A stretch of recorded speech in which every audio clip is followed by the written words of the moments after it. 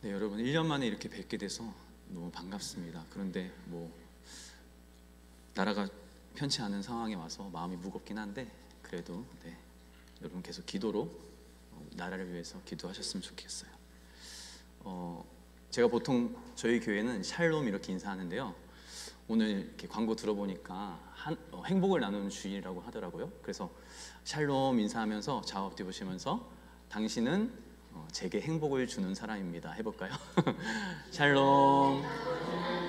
당신은 제게 정말 행복을 주는 분이십니다. 네, 정말 그렇죠. 우리 성도님 한 분 한 분이 행복을 주는 분들이십니다. 하나님께도 그렇고 우리 각자에게도 그럴 거라고 믿습니다. 벌써 1년이 됐어요. 네, 1년만 이렇게 덕풍강교회 강단에 서게 돼서 기쁘고 또 감사한 마음입니다. 주님께서 각자에게 족한 은혜 끼쳐주시기를 간절히 바랍니다. 오늘은 질문으로 설교의 문을 열고 싶습니다. 여러분, 오늘날 우리가 살아가는 이 세상을 어떤 단어로 설명해 볼 수 있을까요? 여러분, 한번 각자가 생각해 보세요. 오늘날 우리가 살아가는 시대, 이 세상을 어떤 단어로, 개념으로 표현해 볼 수 있을까요? 제가 긍정적인 사람이긴 한데 오늘은 좀 부정적인 단어를 좀 꼽아 볼게요.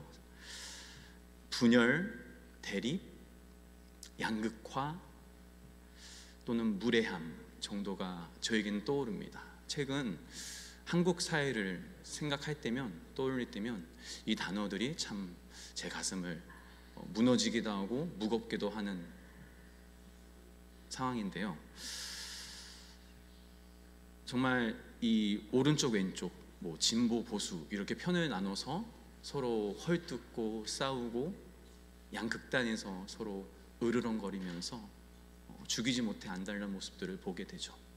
SNS 상에선 더 무례한 모습들을 볼 수 있어요.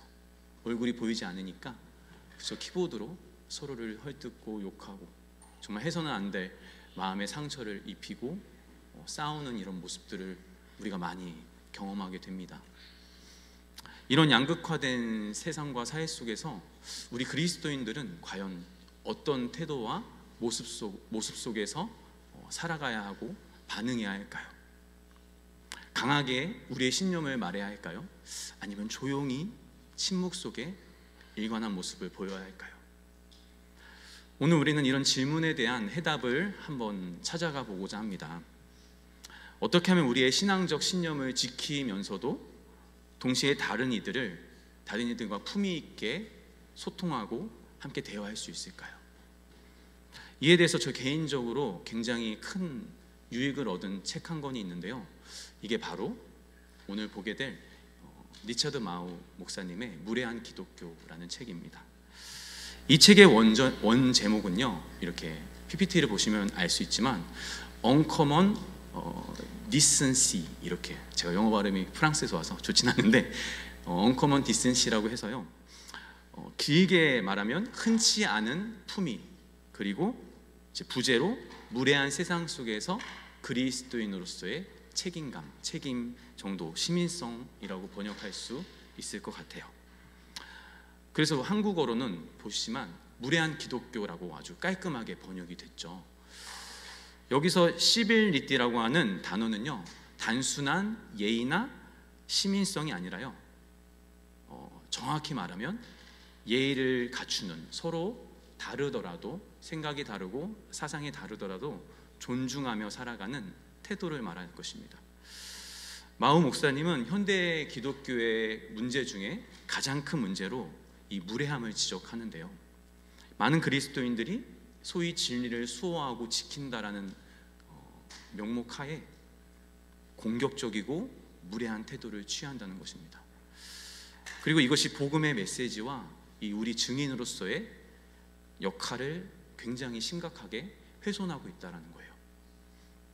마우 목사님은 단순히 문제를 지적하고 훈계하는 것에서 그치지 않고요, 또 다른 대안을 제시해주고 있습니다.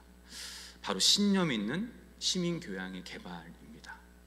신념 있는 시민교양의 개발이에요. 진리에 대한 우리의 확신을 타협하지 않으면서도 동시에 다른 사람들을 존중하고 예의 있게 대하는 방식을 말하죠. 이러한 덕목은 우리가 예수 그리스도를 따르는 자로서, 소위 성령이 충만한 자로서 우리가 마땅히 갖추어야 할 자질이자 덕목이다라고 말해주고 있어요. 오늘 우리는 베드로전서 3장 15절에서 16절의 말씀을 통해서 이 신념 있는 시민 교양이 무엇인지, 그리고 우리가 어떻게 이것을 실천할 수 있을지 함께 생각해 보고자 합니다. 첫째로 진리와 교양의 균형입니다. 첫째로 진리와 교양의 균형입니다. 한번 제가 준비한 15절을 다 같이 읽어보면 좋겠습니다. 시작. 여러분 마음에 그리스도를 주님으로 거룩하게 여기고 여러분 안에 있는 소망의 이유를 묻는 자에게는 항상 대답할 준비를 하되 온유함과 두려움으로 하십시오. 본문은 우리 마음에 그리스도를 주님으로 거룩히 여기라고 말씀하죠.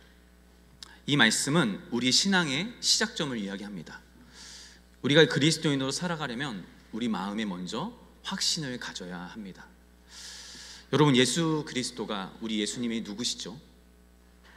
여러분 각자에게 예수님이 누구신지에 대한 생각이 있으십니까? 마음이 있으십니까? 예수님이 누구시죠? 네, 편하게 얘기했으면 좋겠어요. 우리 정원인가요? 그죠? 희원이. 희원이에게 예수님이 누구세요?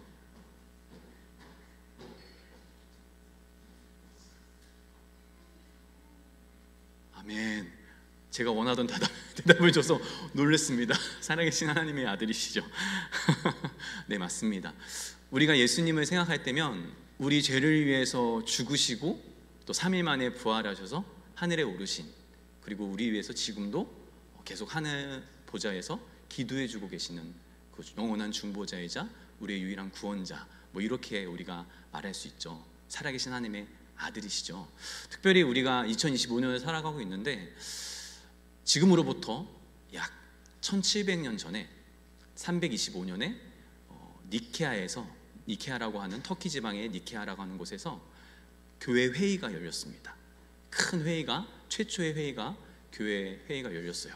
이 회의에서 어떤 이야기들이 있었냐면, 초대교회 때부터 이단의 가르침, 뭔가 예수 그리스도에 대해서, 예수 그리스도의 하나님 되심, 말씀에 희원이가 잘 말해줬던 예수님이 하나님의 아들이심에 대해서 굉장히 공격하고 훼손하려고 했던 이설적인 가르침들이 많았어요. 그때부터 이미 예수님 하나님 아니시다, 예수님은 그저 인간이시다, 이런 내용들이 많이 공격이 들어왔고, 교회는 이러한 이설적인 가르침을 방어하고 지켜내야 될, 바른 진리를 수호해야 될 역할을 감당했죠. 그래서 325년에 첫 회의로 예수님의 신성, 예수님의 하나님의 아들이심을, 하나님이심을 이렇게 온 천하에 공포하는 회의가 열렸습니다.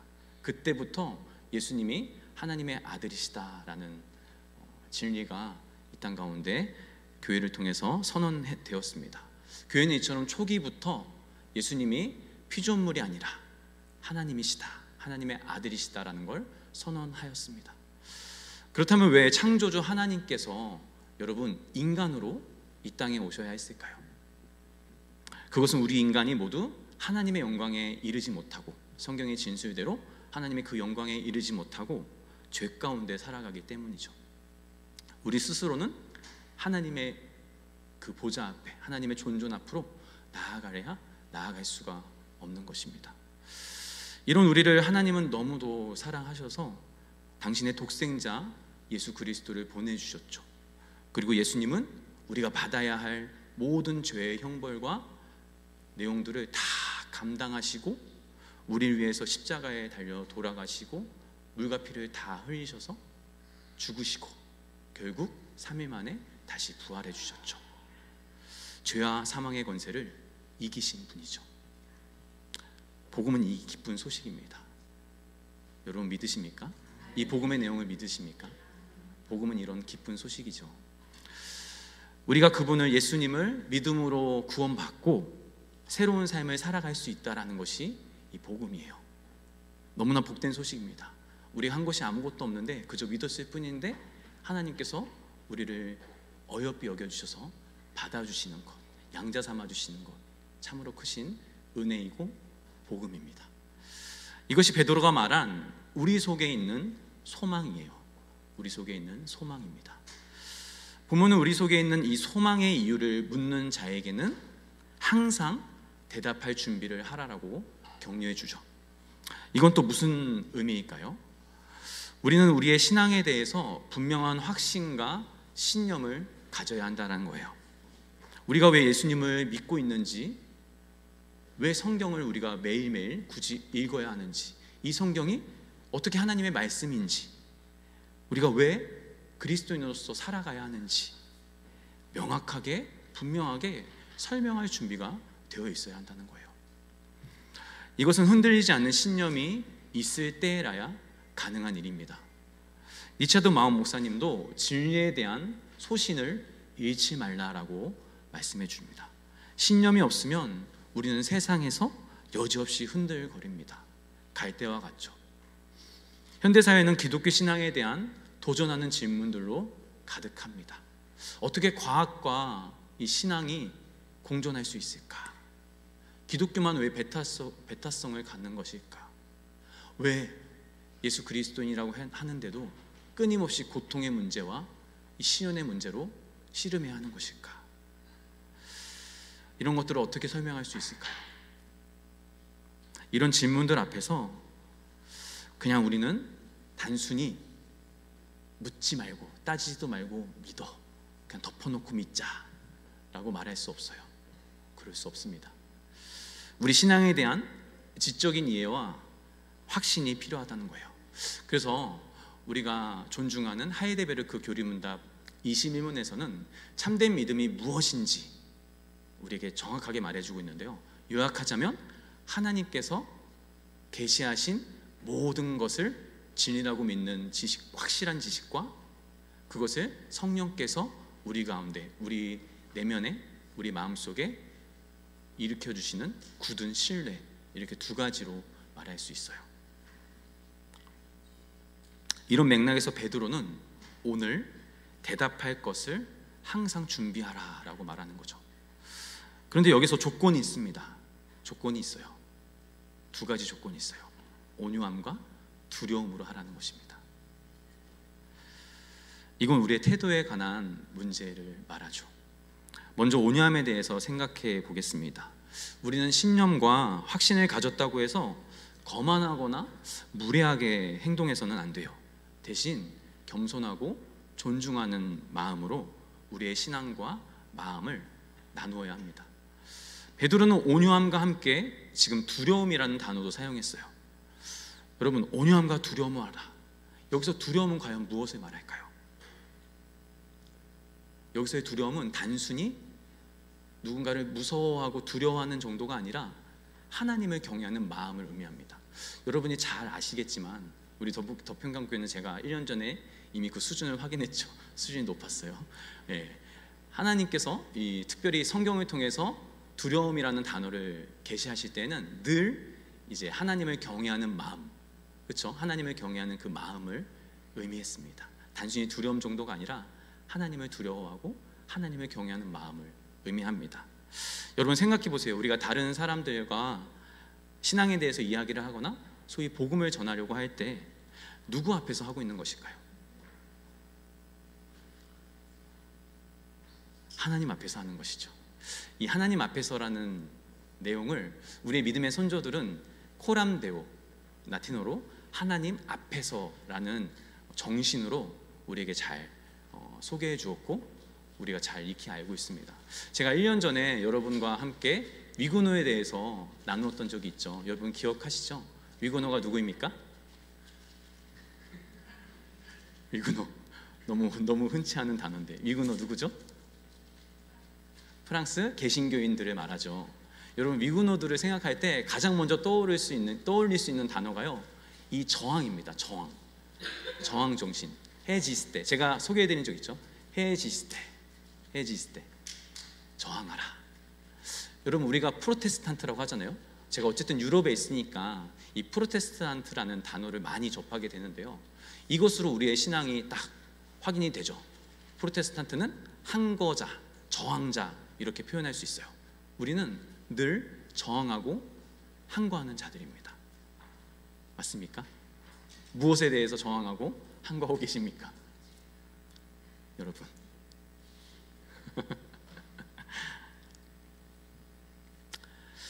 니샤도 마오 목사님도 또 이렇게 표현합니다. 우리의 모든 대화는 하나님 앞에서 이루어진다. 여러분, 우리의 존재가 하나님 앞에서 서 있다, 하나님 앞에서 이야기하고 있다, 대화하고 있다, 이런 깊은 인식이 필요하다는 거예요. 두려움은 내가 하나님을 대표한다라는 책임감을 말하는 거예요. 여러분, 우리가 믿지 않는 사람들과 지인들과 대화를 할 때 지금 내가 예수님을 보여주고 있다 라고 생각해 보세요. 그럼 우리의 말투나 태도, 심지어 표정까지 달라질 거예요. 두려움은 온유함의 그 깊이를 더해줍니다. 온유함이 내가 상대를 존중해야 한다 정도의 마음이라면, 두려움은 내가 하나님을 대표하고 있다라는 마음이죠. 이 두 개가 합쳐지면 우리는 단단한 신념을 가지면서도 겸손하게 상대방과 대화를 이어갈 수 있는 거예요. 어떤 상황에서든 하나님이 이 대화를 어떻게 보실까, 어떻게 바라보실까를 질문을 놓치지 않는 거죠. 제가 오전에 저희 모교회에 예배를 감사히 드리고 왔는데요, 우리 담임 목사님께서 해주신 설교 중에 하나가, 우리가 모든 관계 속에서 예수 그리스도의 십자가를 생각한다면, 그 중심을 예수 그리스도의 십자가를 놓고 한다면 어떤 상황에서도 용납하고 사랑하고 그 상대방을 이해할 수 있다라는 설교를 해주시더라고요. 오늘 설교가 딱 떠올랐습니다. 우리 안에 예수 그리스도가, 하나님이 우리를 지켜보고 계신다라는 감각과 마음을 가진다면 그 누구와도 기쁜 마음으로 하나님을 대표하고 있다라는 책임감을 가지고 대화하고 겸손히 그를 섬길 수 있을 거예요. 여러분, 생각해 보세요. 베드로 사도가 이 편지를 썼을 때에는 소위 초대교회는 적대적인 로마 제국의 압제 속에서 살아가고 있었습니다.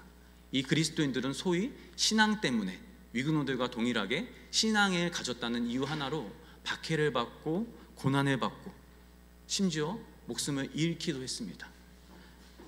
그런 상황 속에서 베드로는 그들에게 온유함과 두려움으로 신앙을 나누라고 격려하고 있어요.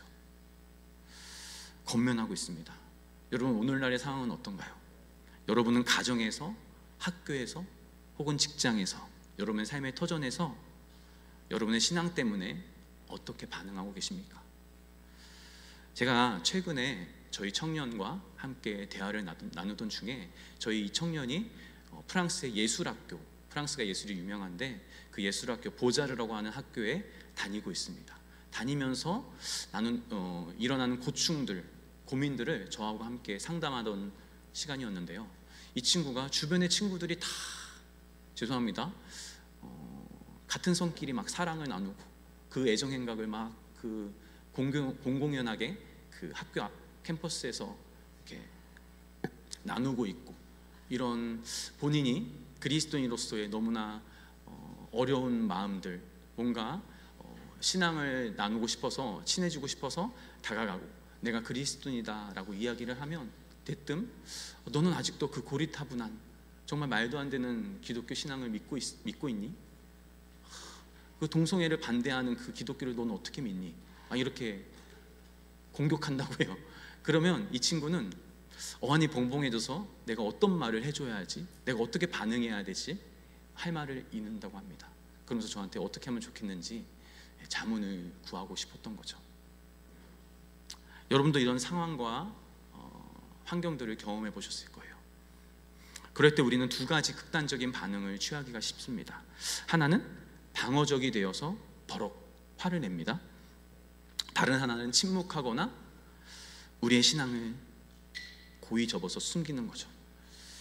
그러나 베드로가 말하는 온유함과 두려움은요, 이 두 가지 극단 사이에서 균형 잡힌 새로운 제3의 길을 제시해주고 있어요. 니샤드 마오 목사님은 이것을 신념 있는 시민 교양이라고 말하고 있는 거죠. 우리가 발전시켜야 할 예의는요, 진리에 대한 소신을 품은 예의입니다. 진리에 대한 소신을 버린 예의가 아니라 그것을 품은 예의입니다. 교양과 신념은 결코 대립되는 개념이 아니다라는 거예요. 어느 하나를 버려야만, 양립이 불가한 개념이 아니다라는 거죠. 오히려 강한 신념을 가진 사람일수록 더 예의 바르게 행동할 수 있습니다. 여러분, 이것은 우리의 일상에서 우리가 어떻게 적용할 수 있을까요?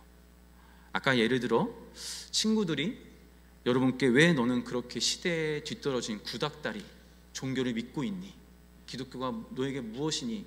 라고 물었을 때 우리의 반응이 어때야 할까요? 방어적인 반응은 소위 이런 거죠. 야, 너야말로 왜 그렇게 다친 생각을 갖고 있냐? 기독교가 얼마나 지금까지 소위 선한 일을 많이 했는데 너 너무 모른다. 역사를 너무 몰라도 모른다. 이런 반응은 소위 대화를 단절시키고 관계까지도 단절시키죠. 그래서 그 사람으로 하여금 더 기독교를 멀어지도록 만듭니다. 반면에 온유함과 두려움으로 하는 반응은 이런 것 같아요. 우선 그런 질문을 해줘서 참 고마워. 나는 예수님의 가르침과 사랑이 내 삶을 변화시켰기 때문에 예수님을 믿고 있어. 물론 교회가 역사적으로 실수가 많았고 잘못한 일도 분명히 있지만 예수님의 본질적인 가르침은 사랑과 용서, 환대와 화해의 정신이야. 언젠가 시간이 되면 너와 함께 이 기독교의 신앙에 대해서, 본질에 대해서 더 깊이 있게 대화를 나눌 수 있으면 참 좋겠어. 이것이 바로 신념 있는 시민교양의 실천입니다. 우리는 우리의 신앙에 대한 확신은 가지고 있지만 동시에 표현에 있어서 상대방을 존중하는 방식으로 해야 한다는 것입니다. 그리고 하나님 앞에서 대화하고 있다라는 경외하는 마음을 가져야 한다는 거예요. 이런 태도는 예수님의 사역 방식과 동일합니다. 일치하죠. 예수님은 죄인들과 식탁의 교제를 함께 나누셨지만 그들의 행위를 그저 묵인하지 않으셨어요. 그분은 창기와 세리와 만나셨고 그들과 함께 하셨지만 그들의 잘못된 행위를 용납하신 것이 아니었습니다. 그런 행위에도 불구하고 그들을 한 인간으로 깊이 사랑하셨습니다. 여러분, 기독교 신앙의 본질은요, 저는 여기에 있다고 믿습니다. 하나님께서 우리가 죄인이기 때문에 사랑하신 게 아니라 죄인임에도 불구하고 사랑하셨다. 저는 이게 기독교 신앙의 방점이라고 믿습니다. 우리가 죄인이기 때문에 우리를 사랑하신 게 아니라 우리가 죄인임에도 불구하고 우리를 사랑해 주신 것이죠. 그것이 기독교 신앙의 본질입니다. 예를 들어 요한복음 8장에서 예수님께서 간음하다가 잡힌 여인을 대하실 때에도 나도 너를 정죄하지 아니하노니 가서 다시는 죄를 범하지 말라라고 말씀하셨어요. 여기서 다시는 죄를 범하지 말라는 말씀은요, 죄에 대한 분명한 태도를 보여주죠. 동시에 나도 너를 정죄하지 아니한다. 이건 그 사람에 향한 자비와 사랑의 마음을 보여주는 거예요. 예수님은 죄를 미워하셨지만 죄인은 사랑하셨다라는 것이 성립되는 말이죠. 그분은 진리를 타협하지 않으셨지만 동시에 사람들을 존중하고 사랑으로 대해주셨습니다. 여러분, 오늘날 우리가 직면한 도전은 바로 이것입니다. 진리를 타협하지 않으면서도 어떻게 사랑과 존중으로 다른 사람들과 소통할 수 있을 것인가. 이것이 바로 베드로가 말하는 온유함과 두려움의 자세, 그리고 지금 우리가 배우는 신념 있는 시민교양의 모습일 것입니다. 물론 이런 균형 잡힌 태도를 우리가 갖추기란 참 쉽지 않을 것입니다. 사실 우리 신앙생활에 있어서 가장 어려운 게 저는 이 균형이라고 생각합니다. 균형감. 한 가지 분명히 말씀드리고 싶은 건요, 이러한 접근이 결코 절대적으로 상대주의를 제가 여러분께 말씀드리고 조장한다는 게 아니에요. 여러분, 상대주의가 무엇입니까? 우리가 21세기를 살아가고 있죠. 21세기는 소위 포스트 모던 시대라고 말합니다. 포스트 모던의 핵심 가치가 무엇입니까? 다양성이죠. 상대주의죠. 너도 옳고 나도 옳고 우리 모두가 옳으니까 서로 터치하지 말고 서로의 영역은 존중해주고 절대적인 가치를 남에게 강요하지 말고 말하지도 말라는 거예요. 너는 너대로 옳고 나는 나대로 옳다. 기독교 신앙이 이런 건 아니죠. 저는 그걸 말하는 건 절대 아닙니다. 우리 그리스도인들은 오직 예수 그리스도만이 유일한 길이시고 진리이시고 생명이시다라고 고백하는 종교입니다. 믿습니까? 예수님만이 우리의 길이고 진리고 생명이십니다.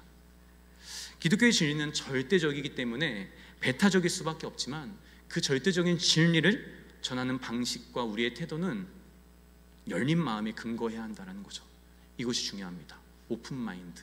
오픈 마인드의 뉘앙스가 각자에게 다르겠지만 정말 중요한 거예요. 열린 마음으로 나아가야 한다는 거예요. 온유함과 경청은 진리를 타협하는 게 아니라 오히려 그 진리를 더 효과적으로 전하기 위한 방법과 수단이 될 수 있습니다. 예수님은 진리 자체이셨지만 그 진리를 사랑과 겸손함으로 전하셨어요. 우리가 추구하는 건 진리의 타협이 아니라 진리를 전하는 방식의 변화입니다. 한쪽으로 치우치기는 굉장히 쉽습니다. 진리를 강조하다 보면 사랑이 부족해지고요, 사랑만 강조하다 보면 진리가 희석되기도 합니다. 때로는 신념을 지키려고 하다가 무례해지기도 하고요, 또 때로는 온유하려고 하다가 신념을 타협하기도 합니다. 균형을 잡는 건 마치 줄타기와 같아요.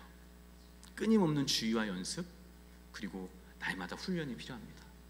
그래서 신앙생활은 여러분 훈련입니다. 우리가 180도 360도 예수 그리스도를 만났다, 그래서 변화되었다라고 말할 수 있겠지만 우리의 삶은요, 우리의 신앙은 끊임없는 훈련입니다. 고된 삶이에요. 제가 여러분 격려하는 겁니다. 여러분의 삶에 늘 매일같이 하나님의 간섭과 개입하심이 있을 것입니다. 그래서 여러분을 외롭게 혼자 두지 않으실 것이고요, 여러분이 지칠 때마다 함께 안아주실 것이고 같이 걸어갈 수 있는 힘을 주실 거예요. 훈련입니다. 늘 하나님 앞에서 하나님의 통치와 다스림을 누려야 하는 것이죠. 이렇게 우리가 하나님 앞에서 겸손히 서고 또 동시에 그분의 진리를 용기 있게 붙잡을 수 있을 때 우리는 이 세상 속에서 참된 그리스도인의 모습, 무례하지 않은 기독교의 모습을 보여줄 수 있습니다.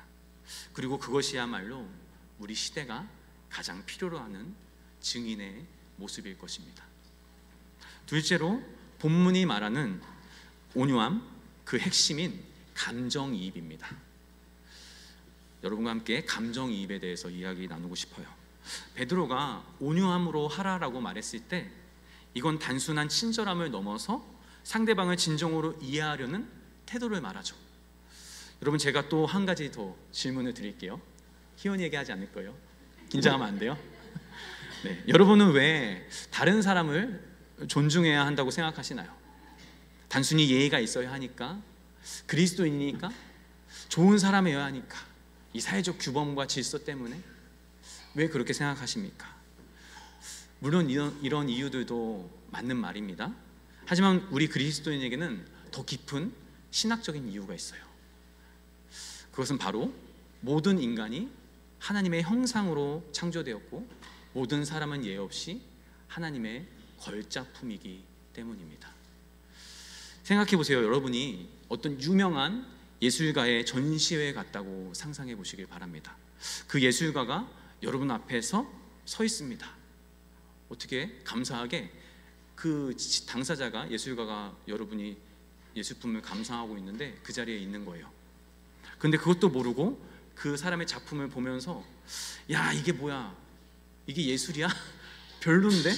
이게 뭐지? 라고 말한다고 생각해 보세요. 어떨까요? 그건 작품에 대한 비판을 넘어서 그 작품을 만든 예술가에 대한 모욕이 됩니다.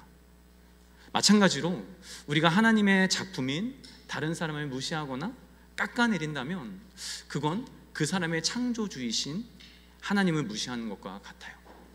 하나님이 듣고 계시는데 그분의 가장 귀한 작품을 깎아내리는 건 창조주를 직접적으로 모욕하는 것과 다름없습니다. 이건 단순한 예의 바른 행동 이상의 의미가 있어요. 우리가 다른 사람을 존중하는 건 그들이 하나님의 형상이라는 사실이 있다는 거예요. 여기서 중요한 것이 바로 감정이입입니다. 여러분, 그렇다면 감정이입이 무엇입니까? 많이들 들어보셨죠? 살면서 감정이입 무엇일까요? 제가 최근에 저희 청년들과 성경 공부를 하면서 이 내용을 함께 나누었는데요, 그래서 특별히 이제 프랑스어로 여러분께 같이 소개해드리면요, 감정이입을 의미하는 프랑스어 엉파티에서는 이 엉파티는 헬라어로 엉파테이아라는 단어에서 유래했습니다. 이 엉파티아라는 단어는 이제 뭐 엠파티아라고 하죠. N이라는 단어 안에 속에라는, 보시면요, 안에 속이라는 의미 플러스해서 파토스 많이 들어보셨죠? 뭐 감정, 고통, 경험 이런 걸 이제 이야기하는 단어의 합성어입니다. 여러분, 파토스라는 단어는요, 제가 말씀드렸다시피 성경에도 많이 등장하는데 중요한 개념인데, 특별히 예수님의 고난을, 순환을 이야기할 때, 설명할 때 사용되는 단어이기도 했습니다. 프랑스 철학자들과 심리학자들은 특히 이 엉파티라는 단어를 단순한 동정, 이 동정은 이 쌍파티라는 단어인데요, 쌍파티라는 단어와 구분했습니다. 그래서 쌍파티라는 단어는 뭐 타인에 대해서 안타까운 마음, 불쌍한 마음을 가지는 것, 그 정도이지만 이 감정이입이라는 단어는 실제로 내가 그 사람이 되어보는 것입니다. 그 사람이 되고자 애써보는 것, 노력해보는 것을 말하죠. 그래서 제가 살아가는 이 프랑스에서도 이 엉파티라는 단어는 깊은 인간관계의 핵심을 말하고 있어요. 단순히 이해하는 것을 넘어서 진정으로 함께 느끼는 것까지 포함하는 개념이죠. 그러니까 감정이라는 말은 말 그대로 타인의 감정과 경험 속으로 내가 들어가 보는 것입니다. 상대방의 입장에서 생각해보고 느껴보는 거예요. 이건 단순히 저 사람이 어떻게 느끼고 있을까 머리로 생각하는 게 아니라 실제로 그 사람의 경험 속으로 들어가서 그것을 체험해 보려고 노력해 보는 것입니다. 예를 들어 학교에서 우리 희원이도 있고 우리 자녀들도 있지만 학교에서 친구가 있다라고 생각해 보세요.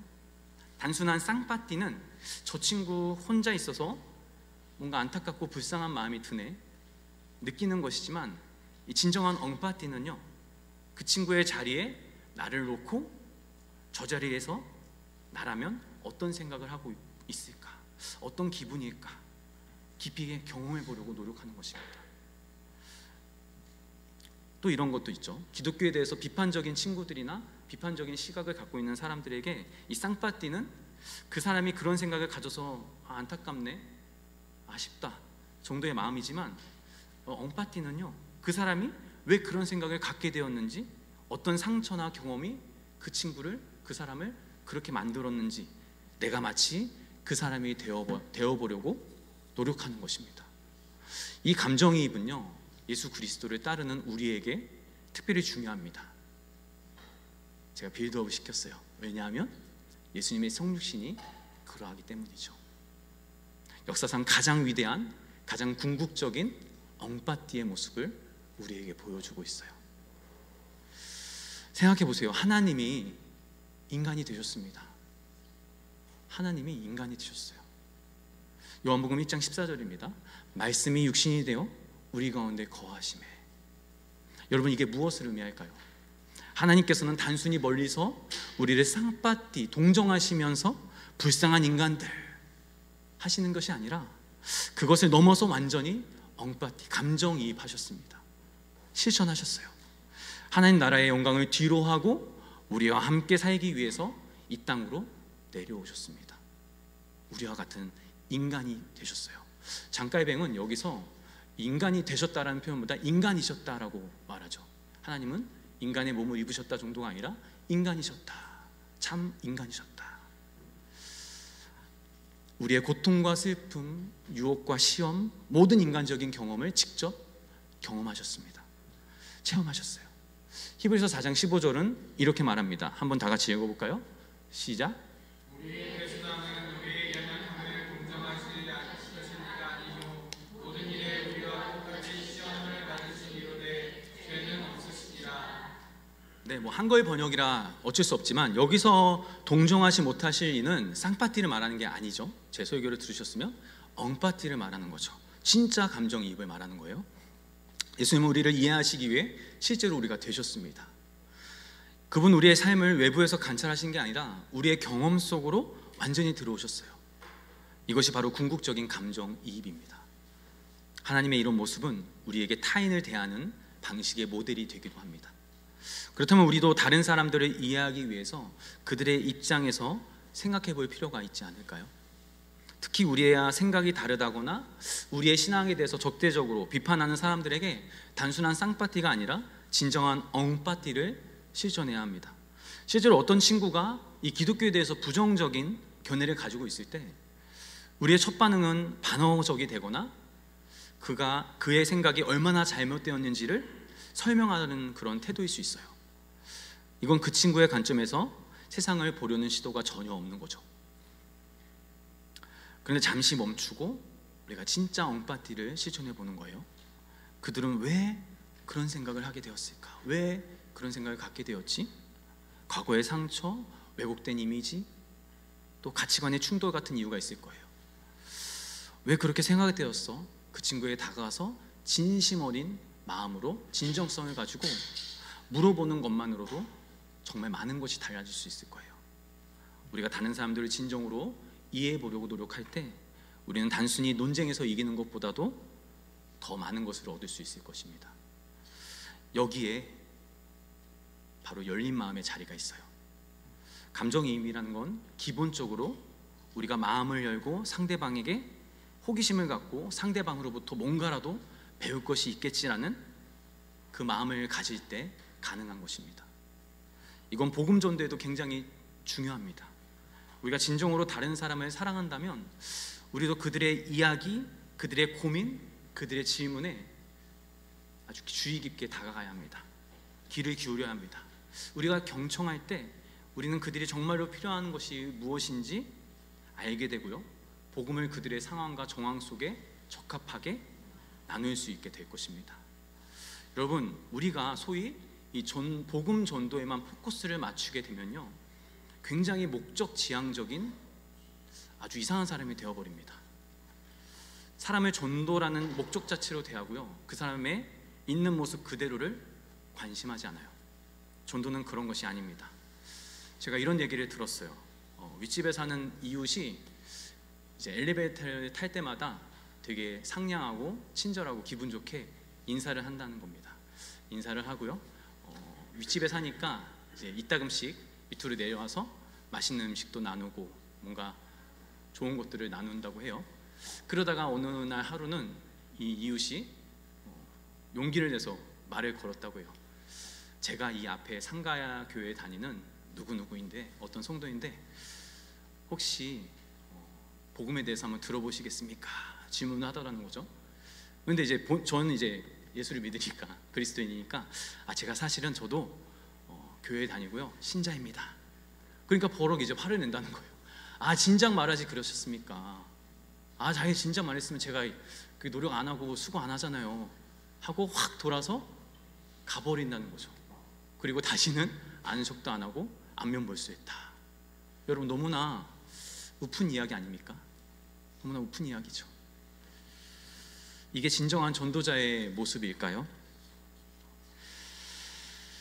사람을 사람 그 자체로 대하지 않은 거죠. 여러분은 어떠십니까? 사랑하는 성도 여러분, 방금 말씀드린 이야기는 우리에게 무엇을 말해주고 있습니까? 결국 우리가 사람을 단지 전도의 대상으로만 여길 때 진정한 관계는 형성될 수 없다라는 거죠. 사실 우리가 이 시대를 살아갈 때 말하기보다는 듣는 것이 더 필요한 시대라고 생각합니다. SNS 상이나 유튜브를 한번 보세요. 모두가 자신의 생각을 강요하고 외치고 있지만 정작 다른 사람의 말에 진심 어린 마음으로 귀를 기울여주는 사람은 얼마나 되고 있습니까? 이런 상황에서 우리 그리스도인들이 이 시대에 보여줄 수 있는 아주 특별한 가치는요, 바로 이 진정한 경청과 존중의 자세가 아닐까 생각합니다. 우리가 하나님의 예술 작품인, 걸작품인 다른 사람을 그저 전도의 대상이 아니라 존엄한 한 인격체로 대할 때, 예수님처럼 그들의 상황 속으로 들어가 진심으로 공감할 때, 이 무례한 세상 속에서 예수 그리스도의 사랑이 더욱 빛을 발하게 될 것입니다. 복음은 말로만 전하는 것이 아니라 우리의 진실된 관심과 경청을 통해 더 깊이 전해줄 수 있다는 거예요. 세상이 말하기에 급할 때 우리 그리스도인들은 마음으로 먼저 듣는 사람들이 듣는 모습들을 통해서 차별화되는 세상 사랑을 보여줄 수 있습니다. 이어서 셋째로 선한 양심을 가지는 삶입니다. 오늘 본문 16절 서두를 보면요, 선한 양심을 가지라 말씀합니다. 이건 우리의 삶이 말해야 한다는 거예요. 선한 양심은 우리의 말과 행동이 일치할 때 생겨납니다. 베드로가 말하는 선한 양심이란 우리가 신념을 가지고 온유함으로 소통할 때 그것이 단지 표면적인 모습이 아니라, 겉으로 드러난 모습이 아니라 우리의 삶의 진실된 모습이어야 한다라는 거예요. 리차드 마우스님은 또 이렇게 말합니다. 제자의 삶이 매력적이어야 복음을 전할 수 있다. 여러분 생각해 보세요. 여러분이 각자가 좋아하거나 호감이 가는 사람들이 있죠. 아마 그 사람이 뭔가 내가 좋아할 만한 특징을 가지고 있어서겠죠.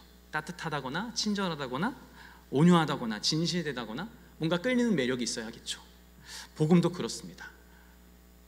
우리가 신념과 온유함으로 살면 사람들이 우리를 보고 저 사람 뭔가 좀 다른데, 뭔가 멋져 라고 느낄 수 있을 것입니다.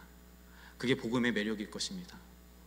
이런 선한 양심을 방해하는 가장 큰 위협 중에 하나는 바로 우리가 요즘 사회에서 자주 목도할 수 있게 되는 이 십자군식 대의 명분입니다. 좀 말이 어려운가요? 우리가 십자군식으로 생각하고 태도를 갖는 것입니다. 사람들에 대해서. 여러분 십자군에 대해서 한번 들어보셨나요? 십자군이 무엇이죠? 제가 유럽에 있으니까 특별히 이제 제가 살고 있는 프랑스에서, 이 남프랑스에서 제 동네에서 1시간 정도만 가면 이제 에그모르트라는 지역이 나옵니다. 제가 한번 소개해 드렸던 것 같은데, 이 에그모르트라는 지역은 개신교 역사로도 굉장히 유명한 지역인데, 소위 이제 마리 듀랑이라는 젊은 여인이 18살 된, 낭낭 18세인가요? 18살 된 소녀가 무려 38년 동안 평생 그 탑 안에 갇혀서 신앙을 지키고 외로운 저항을 했던 그 장소가 에그모르트라는 성인데요. 그 지역에 똑같이 몇백 년 전에, 그로부터 몇백 년 전에 이 루이 9세라는 이제 프랑스의 유명한 왕 중에 한 명인데, 루이 9세가 특별히 유명한 이유는 프랑스에서 유일하게 왕으로서 성인으로, 세인트로 이제 추대받은, 그 반열에 오른 유일한 왕입니다. 이 루이 9세가 그곳에서 7차, 8차 두 차례나 이제 출정식을 합니다. 십자군 출정식을 해요. 튀니지로 갑니다.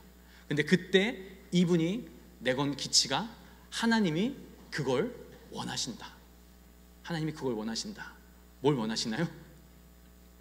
칼과 창을 가지고, 힘의 논리를 가지고 저 무슬림들, 저 이방 종교들을 물리쳐야 한다. 다 쓸어 남아야 한다. 이 정신 가지고 나갑니다. 다 패하고 돌아옵니다. 네, 그게 하나님의 뜻인지 뭔지 모르겠지만 그렇게 나아갑니다. 이게 십자군 정신이자 태도입니다. 이걸 말하는 게 아니죠. 진정한 기독교적 승리는요 논쟁에서 이기는 것이 아니라 사랑으로 승리하는 것입니다. 반드시 무슨 수를 써서라도 이겨야 한다. 내가 옳으니, 내 목적 자체가 옳으니 수단과 방법은 정당화될 수 있다는 건 굉장히 무서운 태도입니다. 바울사도는 골로새서 4장 6절에서 이렇게 권면합니다. 너희 말을 항상 은혜 가운데에서 소금으로 맛을 낸과 같이 하라. 여기서 은혜는요, 우리의 말이 친절하고 상대방을 존중하는 방식이어야 한다는 거죠. 반면에 소금은 진실함과 정직함, 그리고 때로는 필요한 도전을 주는 역할을 합니다. 소금이 음식의 맛을 북돋아 주듯이 우리의 말의 소금기는 진리를 담아서 상대방의 영적인 성장에 도움을 주는 것입니다. 너무 많은 소금은 음식을 되려 망치지만 소금이 없으면 음식의 맛을 낼 수 없듯이 우리의 언어도 은혜와 소금의 균형이 필요하다는 것입니다. 진리는 분명히 말해야지만 그것을 전달하는 방식은 은혜롭게 전달해야 한다는 거죠. 여러분, 예수님의 모습을 우리가 한번 보겠습니다. 십자군식 태도와 정반대되는 예수님의 모습이 어땠습니까? 십자가에 달리셨을 때 그분은 폭력으로 대하지 않으셨습니다. 제가 좋아하는 비유 중에 하나가, 어렸을 때 중등부 때인데 저희 은사님이 설교를 해주시는데 이런 설교를 해주시는 거예요. 예수님이 십자가에 달리셨을 때, 이제 이분이 좀 굉장히 부산 남자라서 사나이라서 좀 이렇게 와일드한 측면이 있으신데, 본인이 예수님과 같으면 당장에 십자가에서 잠시만, 하나님 아버지 잠시만 시간을 주시면 제가 저에게 침뱉고 모욕했던 이 원수들 잠깐 손 좀 봐주고 다시 십자가에 달려서 하나님 뜻을 이루겠습니다. 이렇게 했다라는 거예요. 힘에는 힘, 그쵸? 나를 이렇게 모욕했으니까 잠깐 내가 이렇게, 그쵸? 당연한 거잖아요, 그쵸? 인지상정이죠. 그렇게 할 수 있을까요? 예수님의 보여준 모습은 그렇지 않았습니다. 폭력이나 강압으로 승리하신 것이 아니었어요. 그분은 자신의 십자가에 못 박은 자들을 위해서 되려 기도하셨습니다. 누가복음 23장 34절입니다. 한번 다 같이 읽어볼까요? 시작. 아버지, 저들을 용서하소서. 자기들이 하는 것을 알지 못함이니이다. 예수님의 보여준 모습은 사랑으로 모든 것을 품고 용납하는, 사랑으로 이기는 모습을 우리에게 보여주셨습니다. 여러분, 우리가 선한 양심으로 살아간다는 건요, 단순히 좋은 생각을 갖는 것이 아니라 매일의 선택 속에서 이루어지는 실제적인 것입니다. 이번 한 주 동안 앞으로 살아가면서 우리가 다시 만나는 그 시간까지 여러분과 다른 의견을 가진 한 사람에게, 한 지체에게 다가가 보세요. 진심으로 진정성을 가지고 그 사람의 이야기를 들어보는 시간을 가져보시길 바랍니다. 판단하거나 반박하지 말고요, 그저 이해하려는 마음으로 다가가 보는 것입니다. 들어봐 주는 거예요. 이것이 바로 예수님께서 우리에게 보여주신 선한 양심의 시작입니다. 예수님처럼 신념은 굳게 붙잡으면서 사람들에게 온유함으로 다가가는 우리 모두가 되기를 기대하고 소망합니다. 그럴 때 우리의 삶이 진정한 복음의 매력을 드러낼 수 있을 거예요. 말씀을 정리하겠습니다. 우리 사랑하는 더 평강교회 성도 여러분, 오늘 우리가 함께 나눈 베드로전서의 말씀은요, 결국 우리 그리스도인들의 두 가지 중요한 역할에 가는 것입니다. 그래서 제가 지금까지 했던 그 모든 장황한 설교들은 다 잊어주셔도 됩니다. 이 두 가지만 잘 기억해 주시면 돼요. 이 두 가지만 잘 적용해 주시면 되는데요, 첫째는 예언자적인 역할입니다.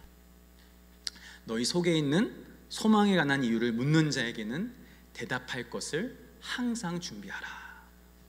이 말씀처럼 우리는 이 진리를 분명히 알고 선포해야 합니다. 예언자는 타협 없이 하나님의 진리를 선포하는 사람이죠. 이 시대의 혼란 속에서도 우리는 복음의 진리를 확신하고 그것을 명확하게 전할 준비가 되어 있어야 합니다. 하지만 동시에 우리에게는 제사장적인 역할도 필요합니다. 온유함과 두려움으로 하고 선한 양심을 가지라. 제사장은 하나님과 사람 사이의 중재자죠.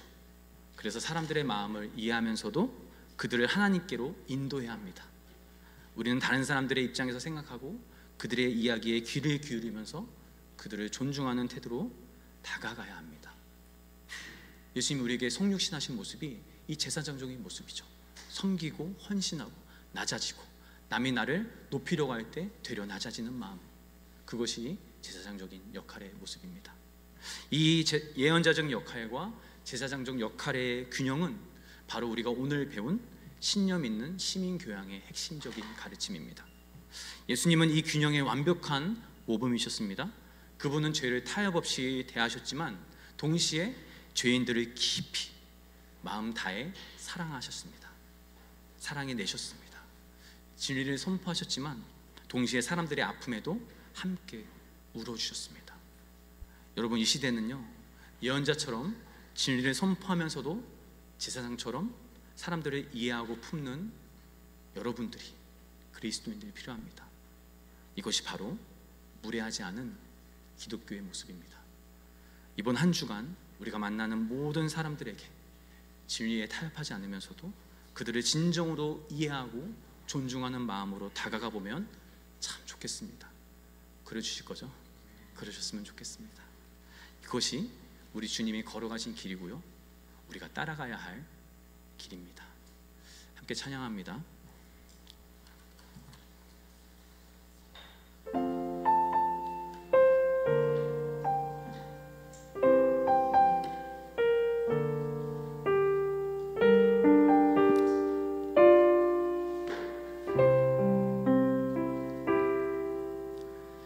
은혜로 날 보듬으시고 사랑으로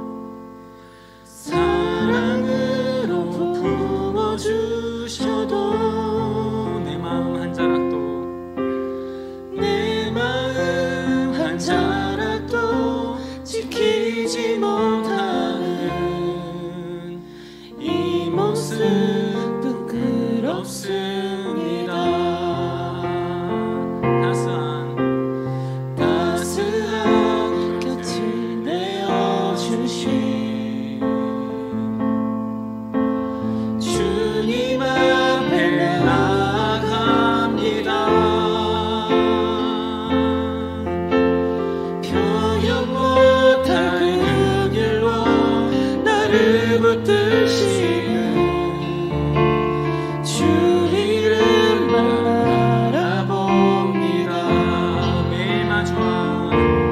매일 마주와 슬픔을 견뎌나가며 주 예수의 마음을 닮아가네.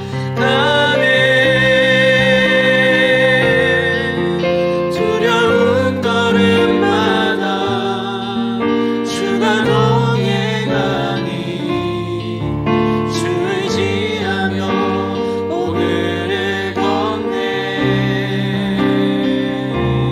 주의 신실한 소망을 깊이 담으며 주 예수의 풍요를 채워가네.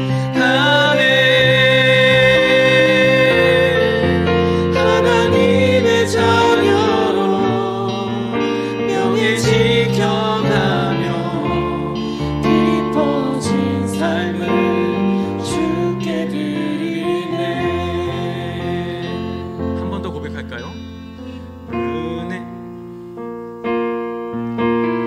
은혜로 날 보듬으시고 사랑으로 품어주셔도